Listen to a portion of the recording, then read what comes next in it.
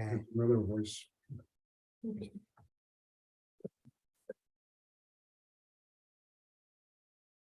Shri Krishna Caitanya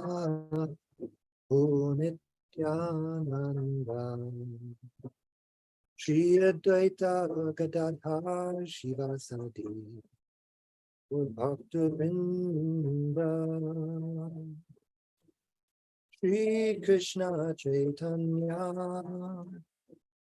Nityananda Shri Advaita Gadadhar Shivasadi Gaura Bhaktivinoda Hare Krishna Krishna Krishna Hare Hare Hare Ram Ram Ram Hare Hare Hare Krishna Krishna Krishna Hare Hare Hare Ram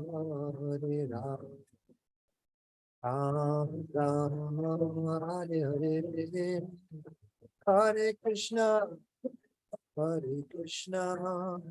Krishna Krishna Hare Hare Hare Ram Hare Ram Ram Hare Hare Hare Krishna Krishna Krishna Hare Hare Hare Ram Hare Ram Ram Hare Hare Hare Krishna Krishna Krishna Hare Hare Ram Hare Ram Ram Ram Hare Hare Hare Krishna Krishna Krishna Hare Hare Hare Ram Hare Ram Ram Hare Hare Hare Krishna Krishna Krishna Hare Hare Hare Rama Rama Hare Hare Hare Krishna Krishna Krishna Hare Hare Hare Rama Hare Hare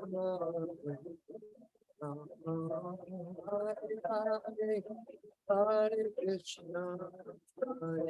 Krishna Krishna Krishna Hare Hare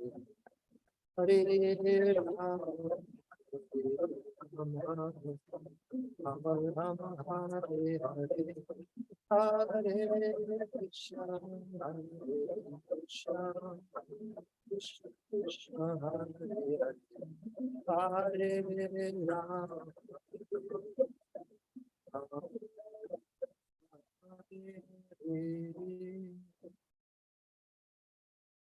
Jai Om Vishnupad Purnamhamsa Pariprajaka Stotra Sadashi Srimad A.C. Bhakti Vedanta Swami Maharaj Prabhupada Ki Jai Ananta Koti Vaishnavrinda Ki Jai Nam Acharya Srila Haridas Thakur Ki Jai Prem Sakaho Shri Krishna Chaitanya Prabhu Nityananda Shri Advaita Gadadhar Shiva Sadi Gaur Bhaktivinoda Ki Jai Sri Sri Radha Krishna Gop Gopinath Sham Kund Radha Kunigiri Govardhan Ki Jai Vrindavan Tham Ki Jai Navadip Tham Ki Jai Jagannath Puri Ki Jai Ganga Mahi Ki Jai Jamana Mahi Ki Jai Tulsi Devi Ki Jai Bhakti Devi Ki Jai Samaveta Bhaktivinoda Ki Jai. All glories to the assembled devotees. All glories to the assembled devotees. All glories to the assembled devotees. Gaur Premanande Haribol. Hari Bol. Thank you so much, Maharaj. And thank you everyone for joining us for tonight's Caitanya Charitamrta reading with His Holiness Jayadvaita Swami. It is Thursday, June 15th, 2023. We're in Adi Lila in the 6th chapter, deeply into the purport of verses 14 to 15. And it looks like we're starting around the paragraph that begins a Vedic injunction states Sarve Veda. Yes. Yes. So looking forward to hearing everyone's questions and comments, and please share these class links with your friends, and glad you could be with us. Maharaj, Hare Krishna. Hare Krishna. Thank you very much, Kendra Prabhu. And thank you to all. And we're here with Rabindra Swarup Prabhu, and with Nirakula Mataji, Shraddha, Bhaktaras, and an online audience of thousands. Om Namo Bhagavate Vasudevaya. Om Namo Bhagavate Vasudevaya. Om Namo Bhagavate Vasudevaya. Om Namo Bhagavate Vasudevaya.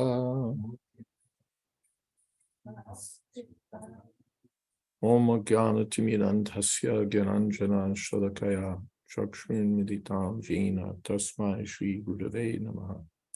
Shri Chaitanya Manobhistam Sthapitam Yena Bhutale Swayam Rupakada Mahyam Dadhati Shapadantikam. Namam Vishnu Padaya Krishna Preshtaya Bhutale Shri Mate Bhakti Vedanta Shaminiti Namine. Namaste Saraswati Deve Gauravani Pracharine Nirvishesha Shunyavadi Paschatya Deshatarine. Shri Krishna Chaitanya Prabhu Nityananda Shri Advaita Gadadhar Shivasadi Gaur Bhaktivinoda.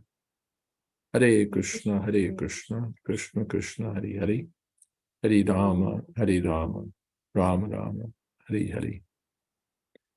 We had a lengthy description of Mayavadi theories about the cause of creation, and Srila Baladev Vijayabhushan is answering them. A Vedic injunction states, Sarve Veda Yat Padam Amananti. All Vedic knowledge is searching after the Supreme Personality of Godhead. Similarly, another Vedic injunction states, Narayana Para Vedaha. The Vedas are meant for understanding Narayan, the Supreme Lord. Similarly, the Bhagavad Gita also confirms, Vedaischa Sarvayar Ahameva Vedya. By all the Vedas, Krishna is to be known. Therefore, the main purpose of understanding the Vedas, performing Vedic sacrifices, and speculating on the Vedanta Sutras is to understand Krishna. Accepting the impersonalist view of voidness or the non-existence of the Supreme Personality of Godhead negates all study of the Vedas. Impersonal speculation aims at disproving the conclusion of the Vedas. Therefore, any impersonal speculative presentation should be understood to be against the principle of the Vedas or standard scriptures. Since the speculation of the impersonalists does not follow the principles of the Vedas, their conclusion must be considered to be against the Vedic principles. Anything not supported by the Vedic principles must be considered imaginary and lacking in standard proof. Therefore, no impersonalist explanation of any Vedic literature can be accepted. So Prabhupada's working, or Baladev is working from the point that Vedic knowledge is axiomatic. If it's against the Vedas, it's wrong. That's all. Because the Vedas are axiomatically, Hare Krishna, accepted as truth. Axiomatically accepted as truth. So if it's contrary to the Vedas, it's out. If it gives some explanation that negates or defies the Vedas, it's out. Because we accept the Vedas as axiomatic truth. If one tries to nullify the conclusions of the Vedas by accepting an unauthorized scripture or so-called scripture, it will be very hard for him to come to the right conclusion about the absolute truth. The system for adjusting two contradictory scriptures is to refer to the Vedas, for references from the Vedas are accepted as final judgments. When we refer to a particular scripture, it must be authorized, and for this authority, it must strictly follow the Vedic injunctions. If someone presents an alternative doctrine he himself has manufactured, that doctrine will prove useless. For any doctrine that tries to prove that Vedic evidence is meaningless immediately proves itself meaningless. So we're not in a level playing field here where any authority you bring in will be regarded as a candidate for presenting truth. It's not that, well, you have your book, we have another book, we have another book. So let's see. The Vedas are presented here as the final judge in the matter. Again, it's axiomatic. We don't have to quarrel about it. If it's in Veda Virud, if it's in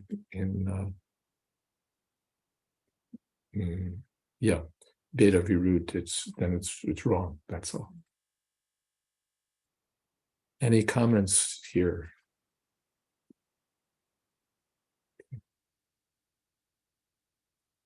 Followers of the Vedas unanimously accept the authority of Manu and Parashara in the disciplic succession. Their statements, however, do not support the atheistic Kapila, because the Kapila mentioned in the Vedas is a different Kapila, the son of Kardama and Devahuti. The atheist Kapila is a descendant of the dynasty of Agni and is one of the conditioned souls. But the Kapila, who is the son of Kardama Muni, is accepted as an incarnation of Vasudeva. The Padma Purana gives evidence that the Supreme Personality of Godhead, Vasudeva, takes birth in the incarnation of Kapila, and by his expansion of theistic Sankhya philosophy, teaches all the demigods and a Brahmin of the name Asuri. The Srila Prabhupada was keen that his lectures on Kapiladev be put into a book, which they were. It was one of the very last English language books published during Srila Prabhupada's lifetime. The copy was brought to Srila Prabhupada just in his last days in Vrindavan. And the title was given Teachings of Lord Kapiladev, the son of Devahuti. And the Devahuti Putra Kapila. Devahuti Putra Kapila, exactly. The editor objected, actually, or wasn't very congenial to or thought the title was not very suitable. The son of Kapiladev, son of Devahuti, perhaps reminiscent of son of Frankenstein or something like that, he thought.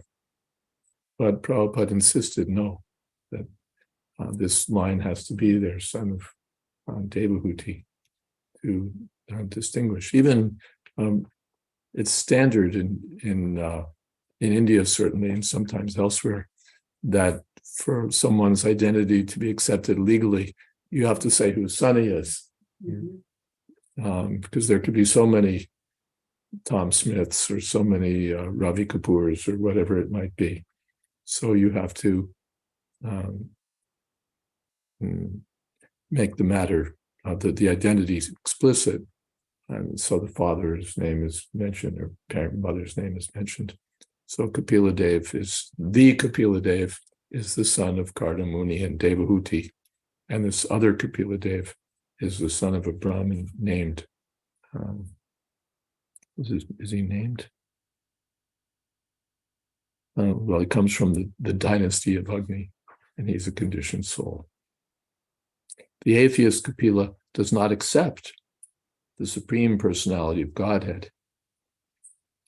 He says that the living entity is himself the Supreme Lord, and that no one is greater than him. His conceptions of so-called conditioned and liberated life are materialistic, and he refuses to accept the importance of immortal time. All such statements are against the principles of the Vedanta Sutras. Lakendra Prabhu. Oh, thank you, Maharaj. I didn't want to interrupt you, but this whole essay by this is Baladev Vidyabhushana. I was thinking how his intended audience for this might be more steeped in Vedic tradition than say we are in the West, and so the arguments that he makes appeal to his hearers to accept this common authority, namely the Vedas. But this brings to mind that verse Tarka Pratishta Shutayo Vibhina, that there are lots of scriptures, a lot of them have different conclusions apparently, dry arguments are inconclusive, and then when Prabhupada uses this, he usually brings it down to accepting the authority, and in his case it comes down to Caitanya Mahaprabhu. But then when you're trying to present to an audience doesn't accept the Vedas, doesn't accept Caitanya Mahaprabhu, I was just thinking how Prabhupada dealt with that. One way was that, say, he was speaking to some Christian, either a priest or a bishop or whomever, he would refer to Jesus for them. He would say, you have to follow your authority. And I was just wondering how in our context, presenting Krishna consciousness to the Nastikas, is that approach something we need to really develop? Because as I hear the purport, it makes sense, certainly if you accept the Vedas or you want to accept the Vedas. But if you're totally outside the scope of that culture, there has to be a different tack taken in your presentation. Well, two thoughts come to mind about that. And you're right, of course, that why should I accept the Vedas? If I accept it as part of my culture, then fine. But otherwise, why? And one thought is that speaking in Conway Hall, which I happened to pass, by the way, on my last visit to London, and speaking at Conway Hall, Prabhupada just essentially argued why the Vedas should be accepted. Or not even why, he just said, we accept them. And it's considered axiomatic, and you can't argue with it. He didn't really give a lot of reasons that I recall why the Vedas rather than anything else. He just said, these are the authorities. And this is how we accept them. We accept them as they are. So it was interesting. He just flat out put it there. This is our authority, the Vedic literature. So that's one. So he didn't accept it. No, I have to take a different tack. I have to do something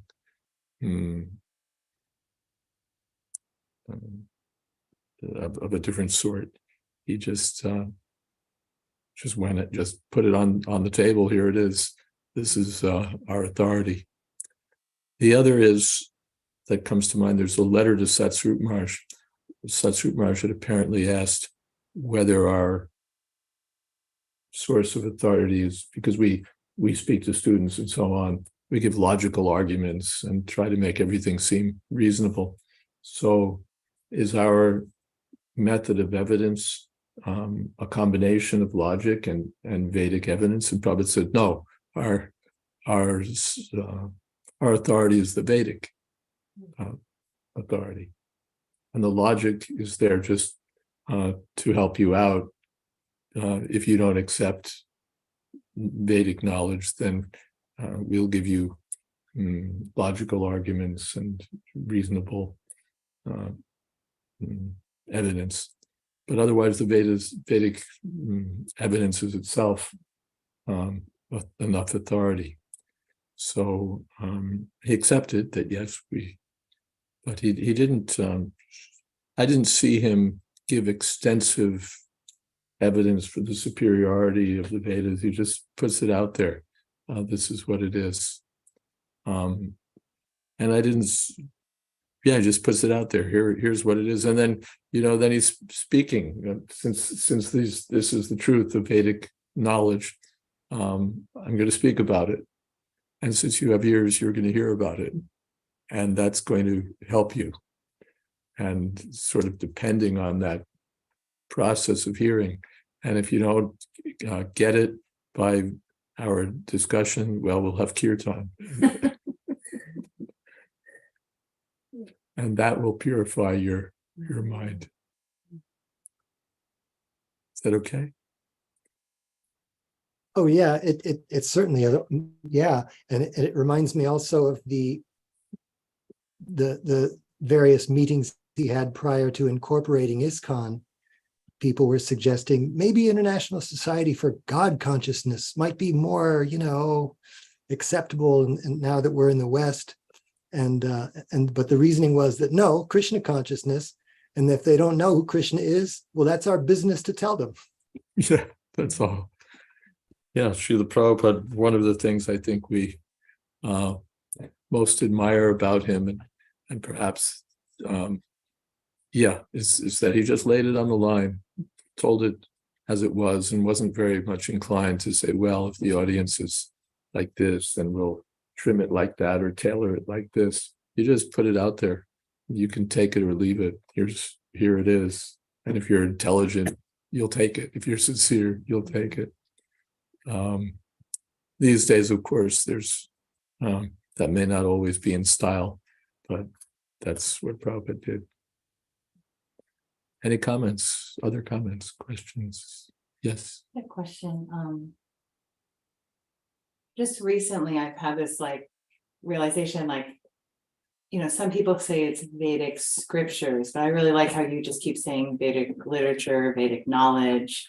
I just wonder where we stand with calling them scriptures, and I don't know where that came in and what that literally would mean. Prabhupada used all these terms: scriptures, literature, knowledge. Perhaps unconsciously, my bias is to avoid scriptures because they have such a bad name, in the West. Scriptures, oh God. But Prabhupada used them interchangeably. That's what I say. I didn't disfavor scriptures. That's us.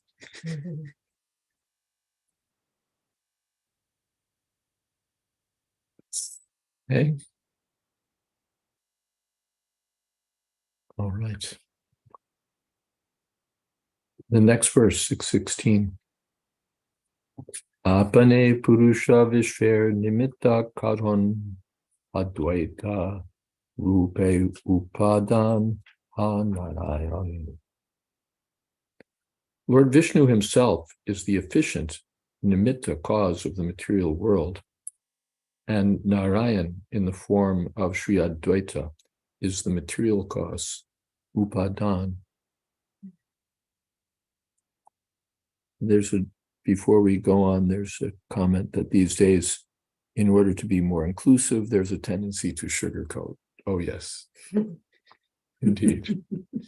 Sugarcoat and put the unpopular stuff someplace in the closet and so on. So Lord Vishnu himself is the efficient nimitta cause of the material world, and Narayan, in the form of Sri Advaita, is the material cause, upadan. Srila Prabhupada doesn't comment on this verse, which uses these two technical terms, upadan and nimitta, the two kinds of causes. Upadan is the material cause, Prabhupada says, or upadan would be the ingredient portion, Prabhupada sometimes says, of the material nature. And the efficient cause, as far as now Prabhupada uses different terms. He has a remote cause and an immediate cause. Here he has the efficient cause and material cause. Yeah, Aristotle said there's the formal cause, which makes the thing is what it is, and a final cause, what it's for. A formal cause, which makes it what it is, Yeah, and a final cause. final cause. Yeah, what's it for? What's it for? What's the reason it exists? Yeah. So these technical terms are there, nimitta and upadan. I sometimes get lost in the terminology. Yeah. It appears in various places. The efficient cause and remote cause, immediate cause, and material cause. But one of the things here is that the idea that God is the material cause of the world, that's denied by Christians, The idea that God is the material cause of the world is denied by the Christians. Denied, yeah. He's only the remote cause. Yeah. But he's actually the ingredient cause or the material cause too. Everything is his energy, right? There's Krishna is energy, and that's all there is. Yeah. And the other thing is about devotional service. Prabhupada describes it as the re-spiritualization of matter. So that material cause can actually become ultimately everything is spirit, sarvakalavidam brahma. Different kinds of spirit, Brahmarpanam, Brahmahavir, Brahmagno, Brahmanat. Everything's offered back to Krishna. It becomes Krishna again.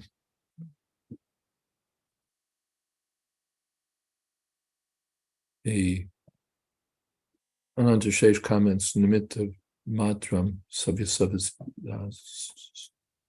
what is it? Nimitta matra bhava savyasachin.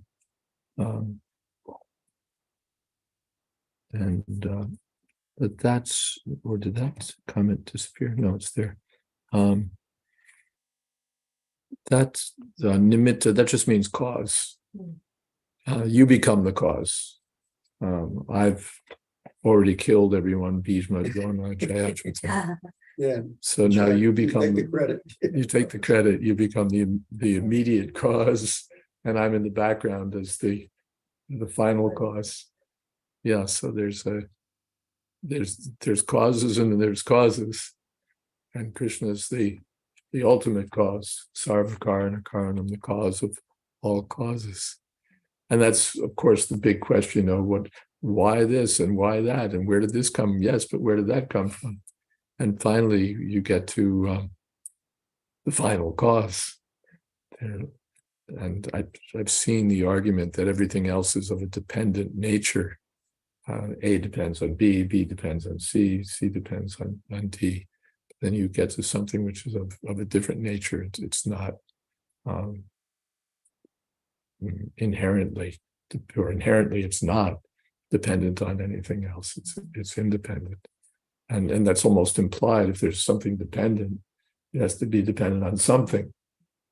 All these dependent causes finally have to depend on a cause that's independent.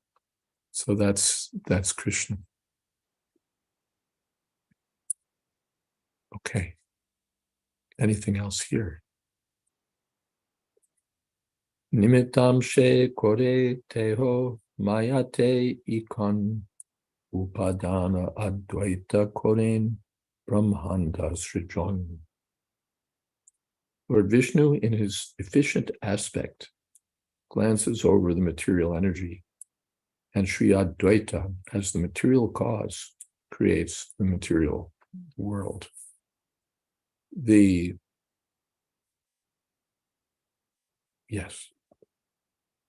Let's see if. So therefore, Advaita is sometimes identified with Sadashiva. That's right. Yeah, yeah. And Lord Shiva is considered to be the cause that comes in touch with material nature, or that most immediately activates material nature, whereas Lord Vishnu stays way in the background. So here Advaita Acharya is identified as the immediate cause for the creation of the material world, and at the same time as a portion of Lord Vishnu.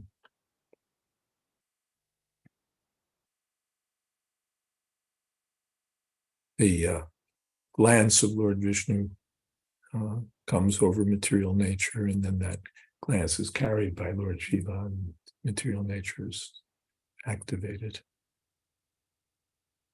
Anything else here? Yodyapi Shankya Mane Pradhan Kagon Gora Hite Kavunahe Jagad Srijan.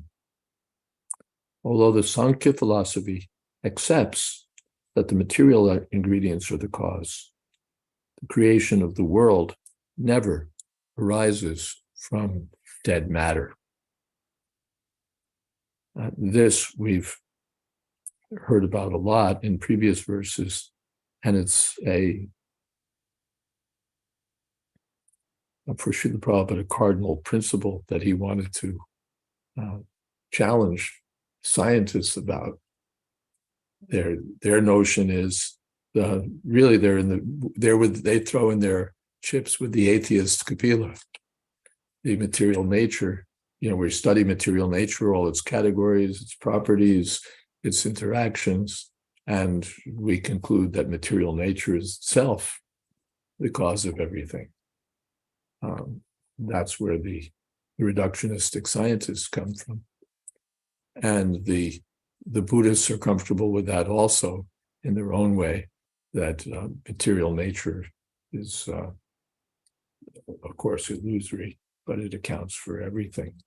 And certainly there is no Atma even, what to speak of a Paramatma. There's not even an Atma.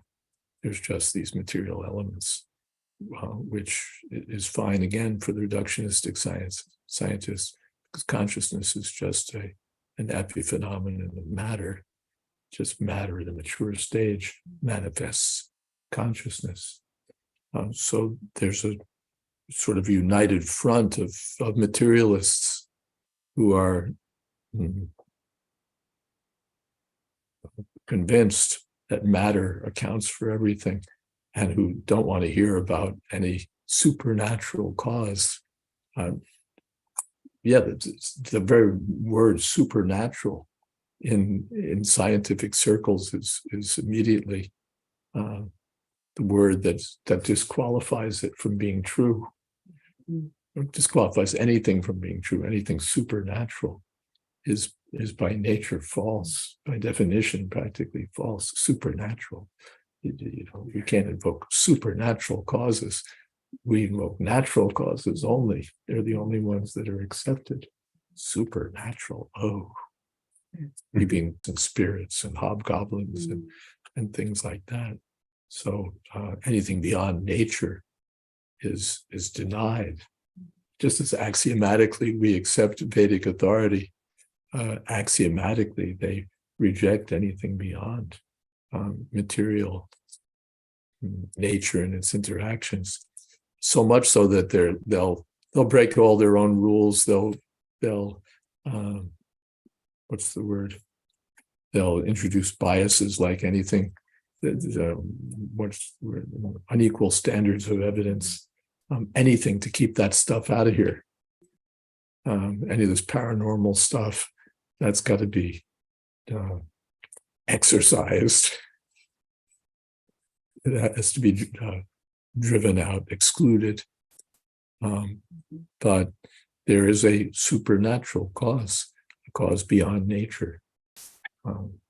And that's been argued extensively in the previous purports, that you can't just have nature self-assembling the world. It doesn't work like that. The creation of the world never arises from dead matter. How does it self-organize, and where does it come from? No, it's just an eternal truth. Well, that's dogma. That's really dogma.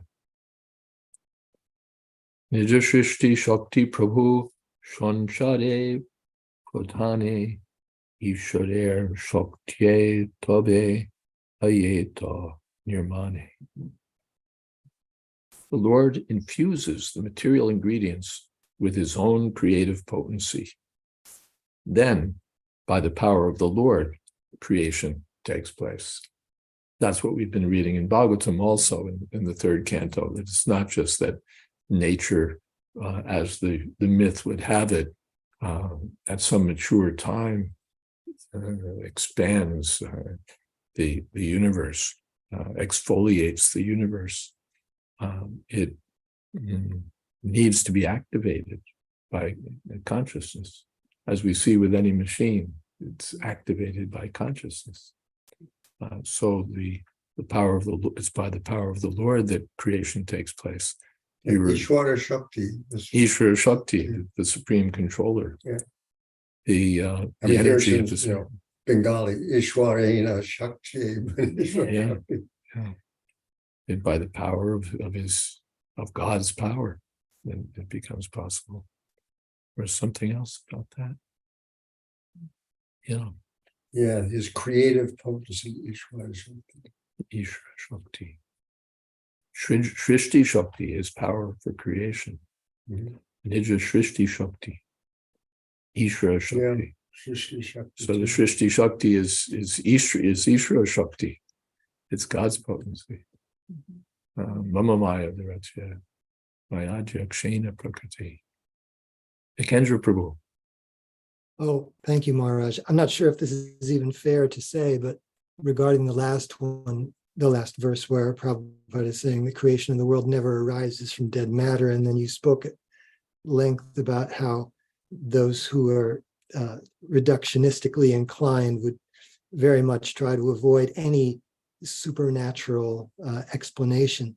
But at the same time, if science, if one of the goals of science or definitions is to really properly explain our own experience of natural phenomena, and in our experience we see life coming from life, it seems like the real supernatural conclusion would be that everything comes from nothing. That seems like more supernatural than anything we're proposing. Yeah, more weird. Yeah, because it has it's not even logical. Yeah. Of course, it's beyond logic. But they don't like that either, that everything should be logically explained and so on. But finally, it's just doctrine. And it's just their doctrine that material nature is the ultimate cause of everything. Everything can be explained within nature, and everything else should be excluded. I see that Shara's on this call. If it's Doug and Shara, and Doug, if you have anything to add on these things, please feel free. You're swimming in those waters of the scientific world, so you know better than I what's out there. Hare Krishna. Hare Krishna. I just had a wonderful meeting with Kennedy Guru, and we were talking a lot about this sort of thing over at the BI about an hour ago. Oh. Yeah. So I don't know if there's a particular question. I don't have much to comment on, just listening. Okay, but feel free to speak up, please. Yes. I had two things. One, just in regards to Kendra's comment, it's like, why are we labeling food organic? We should be labeling food chemical. Yeah. It's the same kind of idea. Yeah, we label food organic as if that's something special. Supernatural. Yes. Supernatural, organic food. Yeah. Yeah. Yeah, it's just presumed that it is what it is, but organic is like, yeah, you should be labeling it chemical, and organic is just food. And then I'm really, Well, I'm thinking of just, it's the nature of Kali Yuga to take strange things and make them normative, and make normative and to what's the word, marginalize what should be normative as being something extreme. It's fundamentalist, it's extreme, it's fanatical, it's this, it's that, they have their words. It's normal. It's normal. But then the things that are really not normal at all, they want to have mainstreamed. And I didn't attend the class yesterday, so I don't know if we covered the probably did, the verses concerning Lord Brahma and the origin of the homosexual community. But in any case,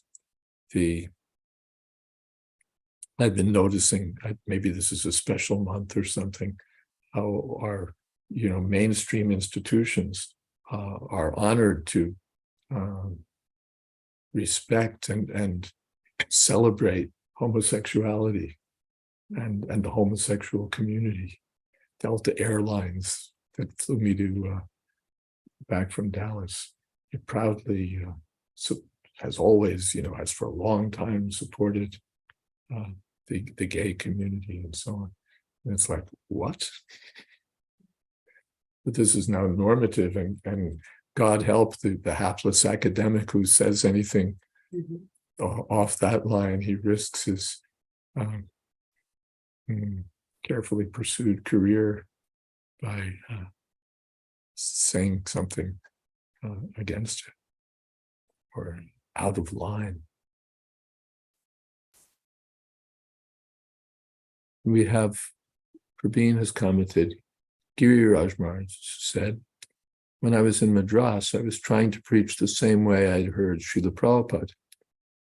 There were many impersonalists and demigod worshippers. Eventually, the criticism of my preaching reached such a point that I actually began to have doubts. There was a letter from Srila Prabhupada. When I opened the letter, the words practically jumped out.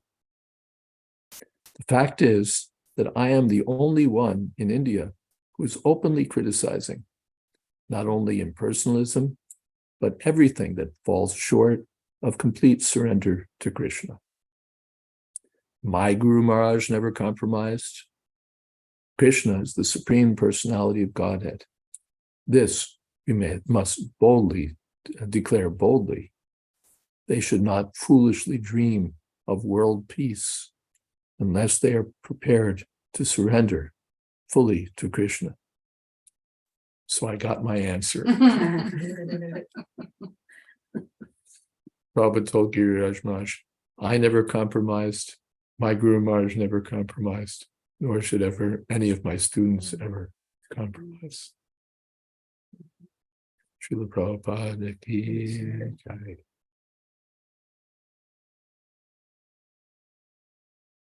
I have one other question, comment about the science aspect. Just hearing that Vedanta, the Vedas are truth, and then just seeing how much Prabhupada spoke about scientists and just the manipulation of so many things, trying to create disease, all kinds of things, false conceptions, whether going to the moon or shape of the earth or any of it. We've all been kind of conditioned, indoctrinated to believe these things. But there was one conversation Prabhupada had with Dr. Singh, I believe, on a walk, and they were. Swarup Damodar. Is that who it was? Dr. Singh. Oh, okay. And it was about how long scientists have been lying, and Dr. Singh or Swarup Damodar said, it's been, thousands of years. And Prabhupada said, no, it's only been for like 200. Yeah. And this was in 1973. And he said in 50 years, which is this year, that's why I love it, that in 50 years, it's all going to be revealed how much we've been lied to by science. How much we've been lied to. Yeah. But historically speaking, as far as I understand, Prabhupada's exactly right. You had scientists in previous ages who were not atheistic. They were, what's the word? Seriously devout. Devout. And, the greatest names in science were theists. It's only within, the last couple of 100 years that this new orthodoxy has taken over, and they're pushing their agenda, and it's demonic. It's not just, what's the word, mistaken. Mistaken is different. Everybody makes mistakes, but it's demonic. We don't want Krishna. We don't want God in this picture. We can't stand the idea of God. We don't want an Atma. What's the word? Nashtatman alpabhuteya. In Bhagavad Gita, they lost everything spiritual is gone. So it's a demonic agenda. Just as now we're seeing this homosexuality is supposed to be now respected. And I don't want to go into things I could go into. It's all supposed to be, yes, of course, everyone has different choices and this and that and the other thing. Whereas Prabhupada just comes out and says it's demonic. So this agenda that everything comes from matter, there's nothing else but matter, that consciousness is just an epiphenomenon of matter. It's not just a mistake. In the Bhagavad Gita, Krishna says it's demonic. Asatyam apratishtam te jagadavarinishamam. That there's aparaspra samputam kimanya kamati. It's not just wrong. Krishna could have said, it's mistaken. It's an incorrect doctrine. No, he says, these are demons. Demon means those who are opposed to God. Those who are not only not God conscious, but adamantly against God consciousness. And it's their religion. There have been articles about this in Facebook, not Facebook, its cousin, Wikipedia, which is like, you'd think people would know better, but it's cited as being, like standard encyclopedic knowledge. There's a whole squad of users, as they're called, who patrol Wikipedia and go after any kind of theistic content and defend the gods of atheism, the Darwins and the so on. And they're like lawyers, they know all the rules of Wikipedia, and they say, this one, and they can be misciting it, misapplying it, whatever it is, but they hound you, because it's the encyclopedia that anyone can edit, but that various groups of dedicated users really control. An ordinary person really doesn't have a chance. Because they're really organized squads of people who are watching key articles and ready to pounce on any kind of theistic content. And of course, they do other things too that keep they keep out stuff that's like wild. But even what ought to be evidence equally acceptable or statements equally acceptable. They just attack with their lawyerly tactics. It's just a demonic agenda. And the same thing in science. You have atheistic scientists who band together and attack any sort of theistic concepts. And of course, on the other side, you have theists who band together and also have their own doctrines to defend. But Prabhupada's quite to the point there that it's only the last couple hundred years that this atheistic atheistic way of doing science has become not only respectable, but de rigueur. And it's all going to be revealed this And then year. whether it'll be this, I don't know whether Prabhupada was, how literal we want to take that, that do the math and figure that this is the year when it's all disclosed. That might be perhaps taking things too far. But certainly there are those of us who've seen one or another, or all of us have seen one or another bold-faced lie coming from our institutions, our medical establishment, our scientific establishment, our defense establishment, our this or that establishment. Yes, Doug. Thank you, Maharaj. Yeah, I just wanted to, if it's okay, just to comment really quickly that, 100 years ago or so, even, that philosophy and science were much more commingled than post-war science is physical science. So almost by definition, they really should not be commenting on these sorts of things. It's not part of their job description. And the ones that do tend to be, I don't want to say outliers. They're just sort of the biggest, loudest personalities. But within the field, at least a lot of my colleagues, are theists, a lot of them, a lot of the best scientists, and they don't really sort of get into that sort of thing. It's generally the more obnoxious the personality and the bigger the microphone they get.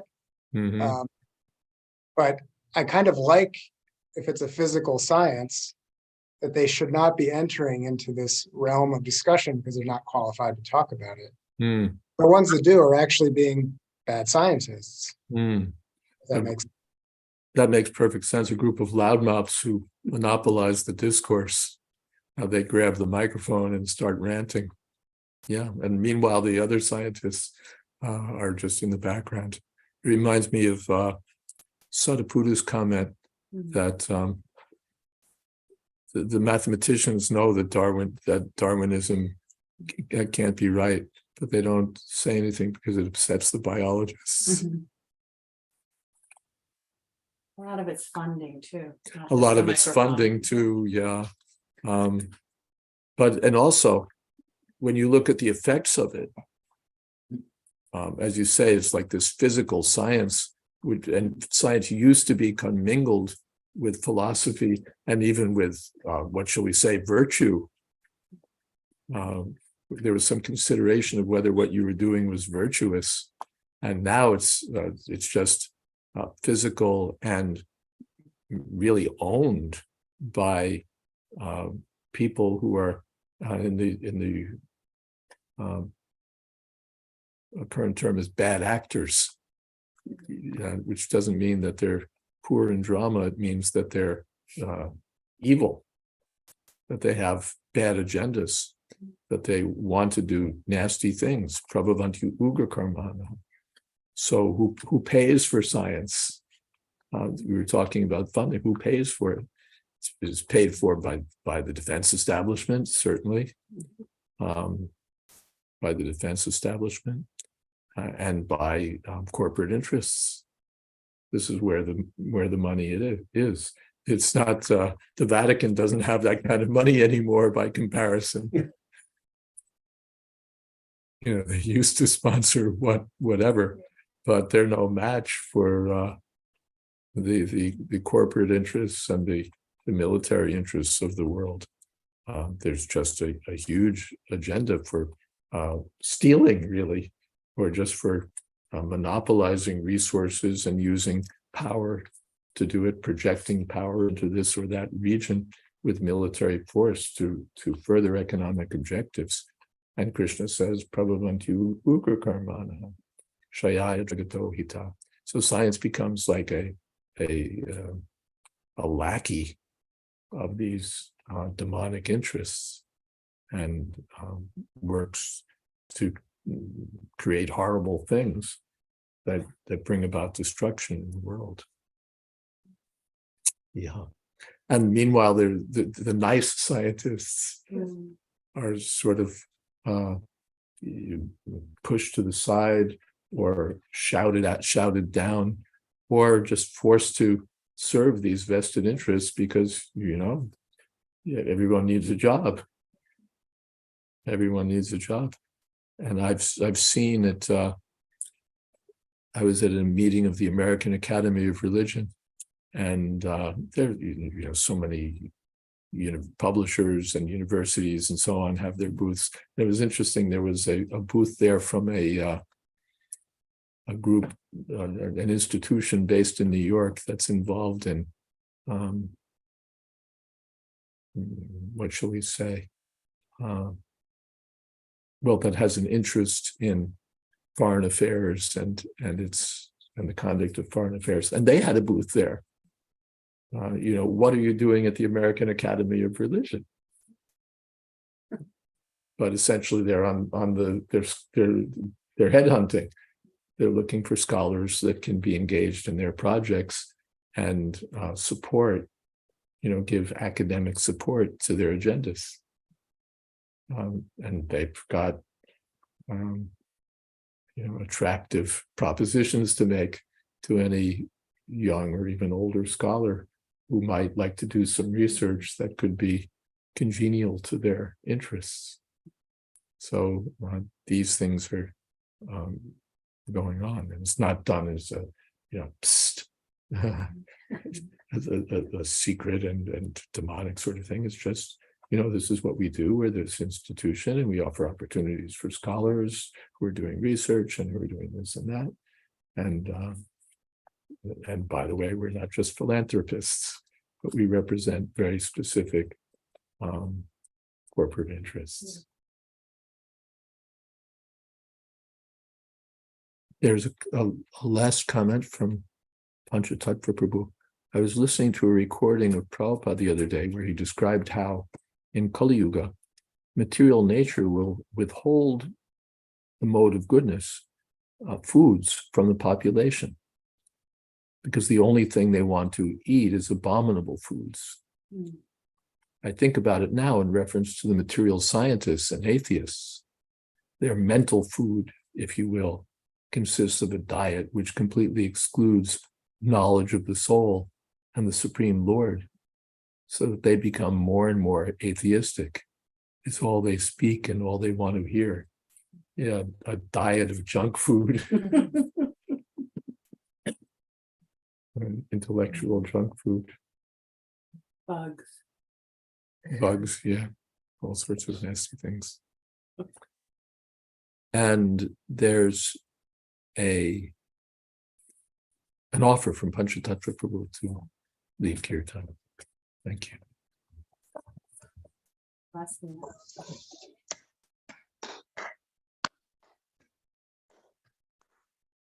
Hare Krishna, Krishna Krishna, Hare Hare, Hare Rama, Rama Rama, Hare Hare. Hare Krishna, Krishna Krishna, Hare Hare, Hare Rama, Rama Rama, Hare Hare. Hare Krishna, Krishna Krishna, Hare Hare, Hare Rama, Rama Rama, Hare Hare. Hare Krishna, Krishna Krishna, Hare Hare, Hare Rama, Rama Rama Hare Hare. Hare Krishna, Hare Krishna, Krishna Krishna Hare Hare. Hare Rama, Hare Rama, Rama Rama Hare Hare. Hare Krishna, Hare Krishna, Krishna Krishna Hare Hare. Hare Rama, Hare Rama, Rama Rama Hare Hare. Hare Krishna, Hare Krishna, Krishna Krishna Hare Hare. Hare Rama, Hare Rama, Rama Rama Hare Hare. Hare Krishna, Hare Krishna, Krishna Krishna Hare Hare. Hare Rama, Hare Rama, Rama Rama Hare Hare. Hare Krishna, Hare Krishna, Krishna Krishna Hare Hare. Hare Rama, Hare Rama, Rama Rama Hare Hare. Hare Krishna, Hare Krishna, Krishna Krishna Hare Hare. Hare Rama, Hare Rama, Rama Rama Hare Hare. Hare Krishna, Hare Krishna, Krishna Krishna Hare Hare.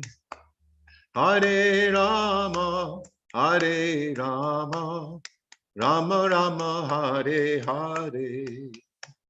Hare Krishna, Hare Krishna, Krishna Krishna Hare Hare. Hare Rama, Hare Rama, Rama Rama Hare Hare. I Om God Purnamam Supari Prajakacharya Shtotra Supafi Shrimad AC Bhakti Vedanta Swami Maharaj Prabhupada Ki Jai Ananta Koti Vaishnavrinda Ki Jai Namacharya Srila Haridas Thakur Ki Jai Prem Sikaho Shri Krishna Chaitanya Prabhu Nityananda Shri Advaita Gadadhar Shivashadi Gaur Bhakta Vrinda Ki Jai Sri Sri Radha Krishna Gop Gopinath Sham Kun Radha Kun Giri Govardhan Ki Jai Vrindavan Tham Ki Jai Navadip Tham Ki Jai Jagannath Puri Ki Jai Ganga Mai Ki Jai Jamuna Mai Ki Jai Tulsi Devi Ki Jai Bhakti Devi Ki Jai Samaveta Bhakta Vrinda Ki Jai. All glories to the assembled devotees. All glories to the assembled devotees. All glories to the assembled devotees. Gaur Premanande. Thank you all very much. Hare Krishna. Thank you, Maharaj. Thank you. Thank you, Guru. Hare Krishna. Thank you, Dakshara Panchatattva Prabhu. Hare Krishna. Thank you so much, everyone, for being here. And thank you to our live in the studio audience as well. And thank you, Maharaj, for being here. Live studio. Half alive. Caitanya Charitamrita Ki Jai. Srila Prabhupada Ki Jai.